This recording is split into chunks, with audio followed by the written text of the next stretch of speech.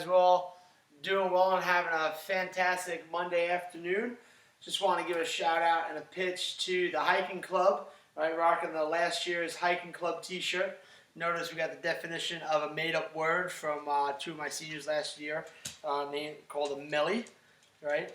To have grit, right, or just mental toughness, or just all just toughness all around. So hope you guys have a great Monday, and welcome back to school. Hope you guys had a nice weekend, right? This is my Fireside Chats, our first one of the year, which is great. So here I am, just sitting in front of my fireplace at the house. The kids are all downstairs watching Free Willy 3, right? Free Willy 3. So I don't think I've ever seen that one. I definitely saw the first one. I mean, come on, when that whale jumps over those rocks, there's no better scene as a child. I mean, it's like, yeah, Willie go, Willie go. All right, so hope you guys are all doing well. Come here. This is my dog Abby, right? So Abby's gonna hang out with me. She's got her little tennis ball. So hope you guys enjoyed your weekend. So just to kind of start here, remember tomorrow in class, for some of you, we're gonna have our test, right? I believe periods 1 and 6.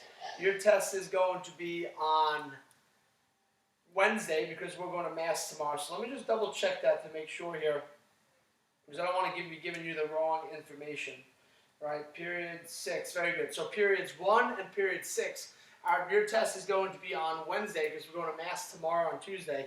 But periods 2, 4, and 7 and 8. That's it. That's all I said. Yeah, 2, 4, 7, and 8.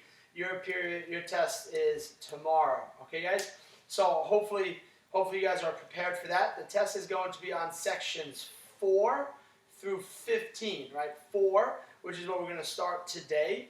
Or not start today, but we're going all the way back to Cain and Abel, and then 15, which is what we're going to do today with our Fireside Chat. I'm going to put the written section into Schoology for you, so make sure that you take a look at that. Remember, for the test, you're going to have 15 minutes to do the objective part, this part on Schoology, and you'll have a couple minutes at the beginning of the test to do the written section, right? So we'll start with the written section just like we did last time. I'll give you the piece of paper if you're in the classroom, or I'll email it to you at home if you're at home. And once you email it back to me, then you'll be able to start the Schoology set part of the test. And then you'll have 15 minutes going from there. All right? If you have any questions about what's on the test or anything I can do to help you guys, send me an email. I'll be in school this afternoon, so I am around if you need something.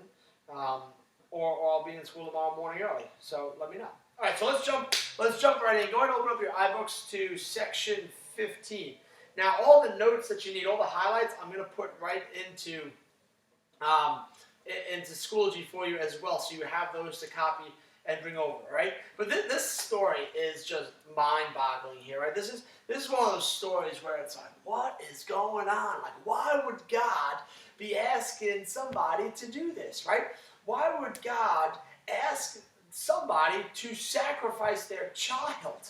Right? Like, this is like a mind-boggling story, especially if you take into consideration how long Abraham and Sarah had waited to have Isaac, right? And that God had promised this child to Abraham. Right? Why would God promise to give you something, give it to you, and then tell you, I want you to get rid of it? It doesn't make sense. It doesn't make sense if that's what's really going on. So that means we need to break it apart. So let's go ahead and take a look here. We're in chapter 22 of Genesis. Chapter 22 of Genesis. All right, so I'll read it. It says, sometime after these events, God put Abraham to the test, and he called to him, Abraham.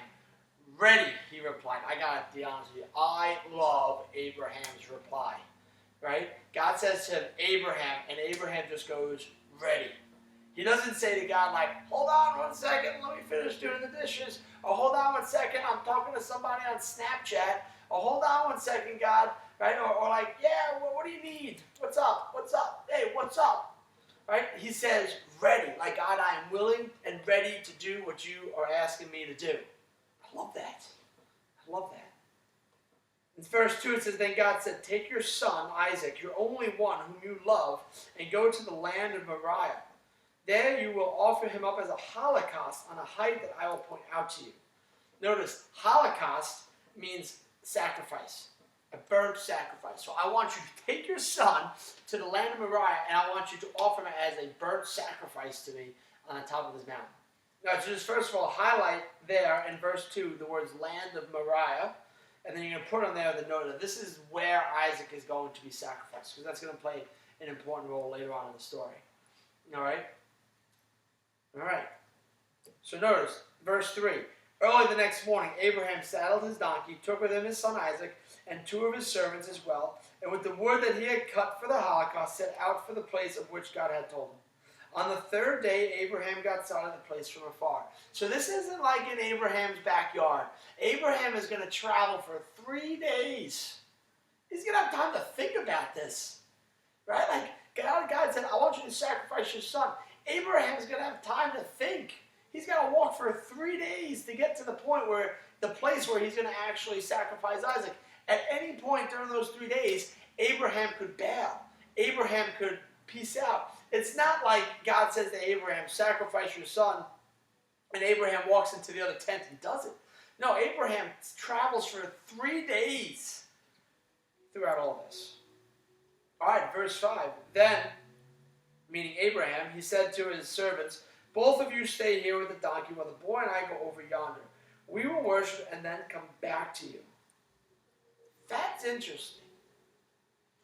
Abraham says to the servants, hey servants, you stay here. Me and the boy are going to go over there and then come back to you. Is he lying? Think about that for a moment. Is Abraham a liar, right? Abraham knows darn well that he's going to go and sacrifice his son. And when he says, we will worship and then come back, it makes it sound like he intends to bring Isaac back with him. Or at least that's what we might think, right? That Abraham is lying to the servants here, trying to get them to think that he's actually bringing them back. So think about this for a moment. Is Abraham a liar? Is the father of our faith a liar?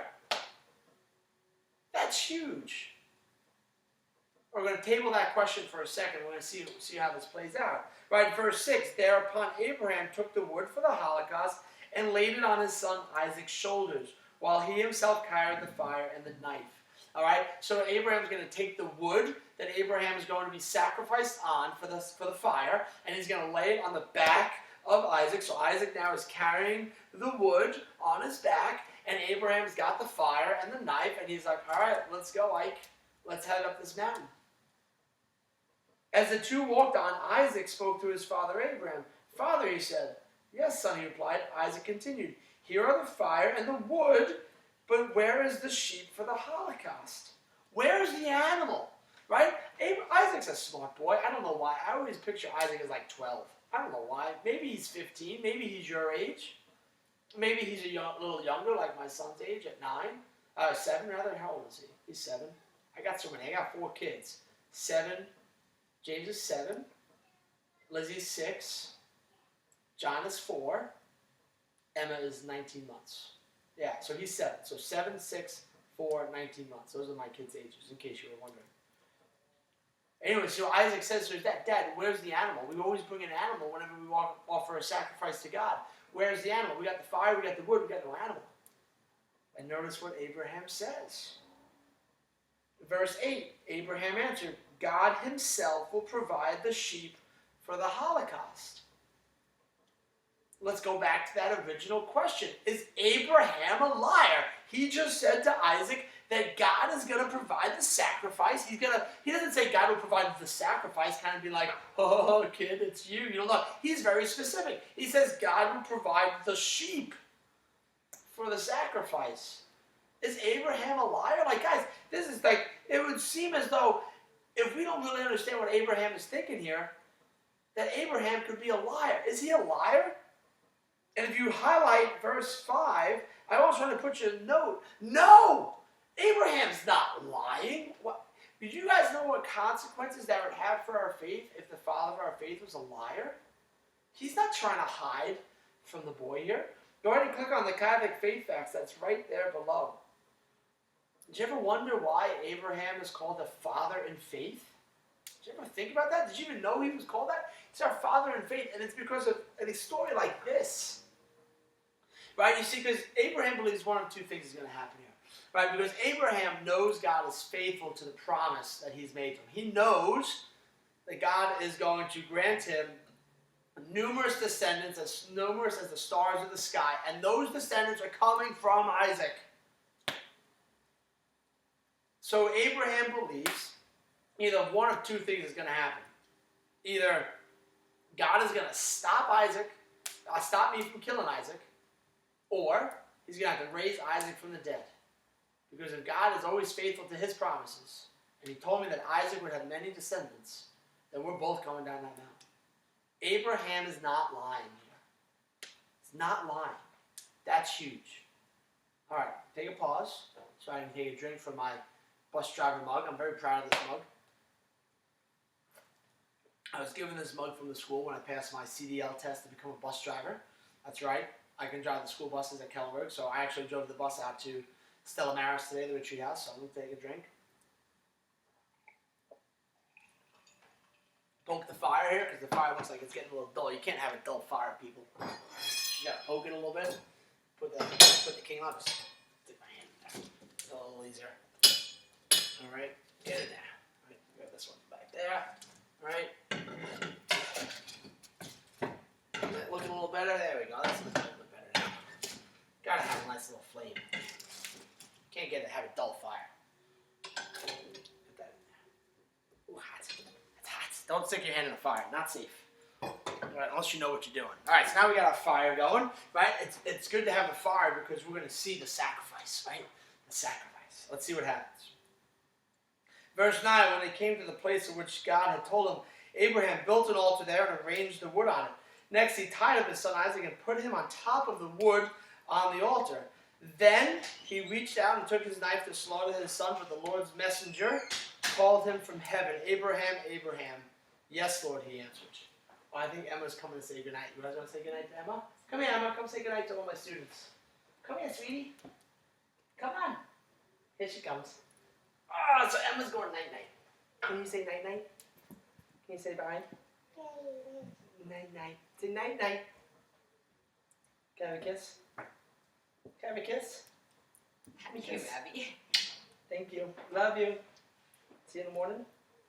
All right, go back to Mama. All right. All right, so that's Emma. Back to our story, right? So Abraham's like this, right? He's got the knife. He's like ready to bring it down on Isaac. And then a guy calls from the heavens, Abraham, Abraham. Notice once again Abraham's response, yes, Lord. And God says, do not lay your hand on the boy. Do not do the least thing to him. I know how devoted you are to God, since you did not withhold from me your own beloved son.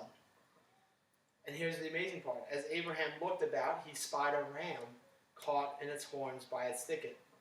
So he went and took the ram, offered it up as a holocaust in place of his son. Abraham is about to sacrifice his son. God tells him stop.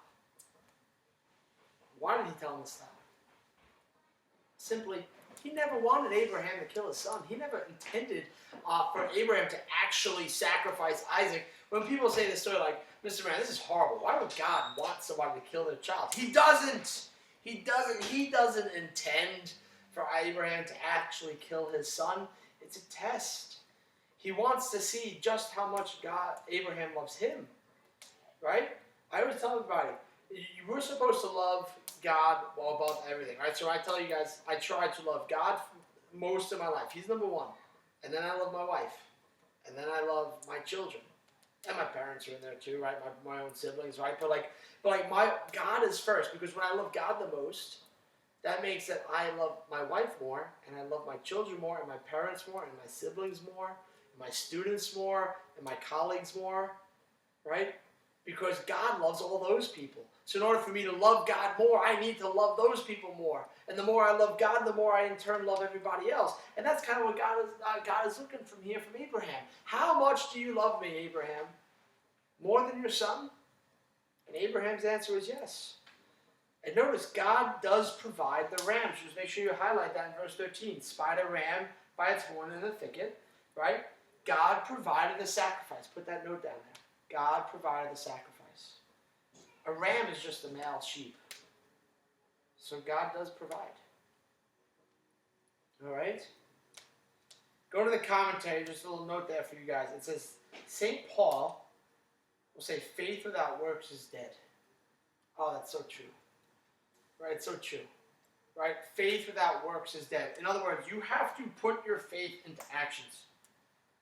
Actions speak louder than words. I have this argument with my daughter all the time, right? She's as smart as a button, and she's as fierce as can be, right? And I'm always telling her, like, you are choosing to do this by your actions, right? Like, when she's crying because she's the only one left at the dinner table and she wants to go play or watch the movie that her siblings are playing or watching and she's not able to, I just tell her, you are choosing to not watch it because of your actions. You're telling me you want to go watch it, but your actions are telling me otherwise. Your actions speak louder than words. You have to act upon what you believe, and that is what St. Paul is talking about. All right. Turn the page here. There's an awesome chart on page 38. Page 38 is an awesome chart. Isaac is a type for Christ, right? There are some awesome similarities behind these things, right? Coincidence or God?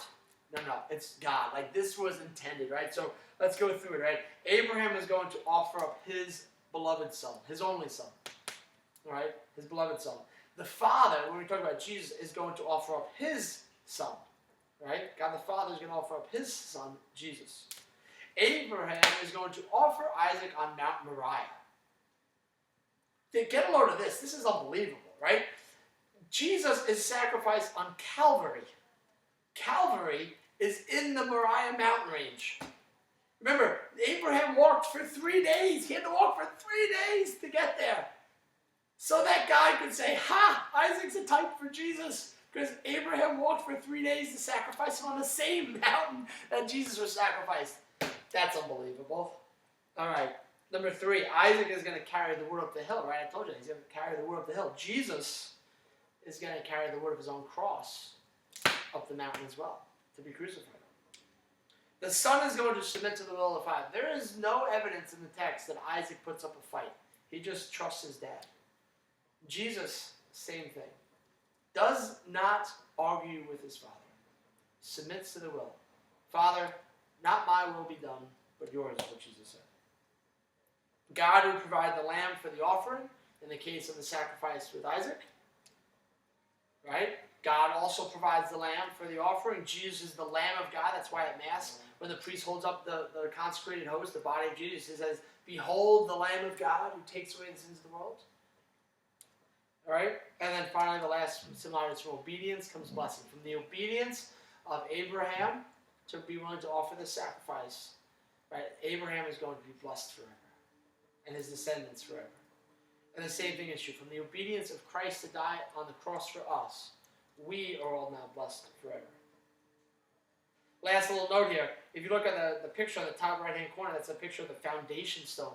This stone is inside of the Dome of the Rock. Right now it's currently a Muslim mosque in Jerusalem, but this is the stone. Muslims, I should say Jewish people believe that this is the very stone upon which God created Adam and upon which Abraham was about to sacrifice his son Isaac. Muslims it's an important holy site for the Muslims because this is the very stone that they believe that Muhammad kind of ascended when he went at the end of his life. So that's the sacrifice of Isaac. This is just an unbelievable story. The type and the wording, the lesson. It's just beautiful. It's just beautiful. All right. So don't forget, tomorrow we have our test, sections 4 through 15. There you go. 15. For periods 2, 4, 7, and 8. That's tomorrow. Periods 1 and 2, we have periods 1 and 6. We have our Mass tomorrow, so we'll have the test on Wednesday. Okay? I hope you guys have a great day. If you need anything, please send me an email. I'm out at Stella Maris. I'll be driving the bus there and back, right? You know, rocking the bus driver mug, right? Here you go, the bus driver mug. So, hope you guys have a great day.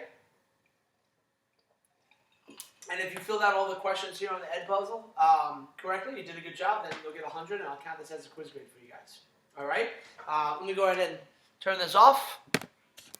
All right, everybody. Have a great day at school. Moran out. That's who I am.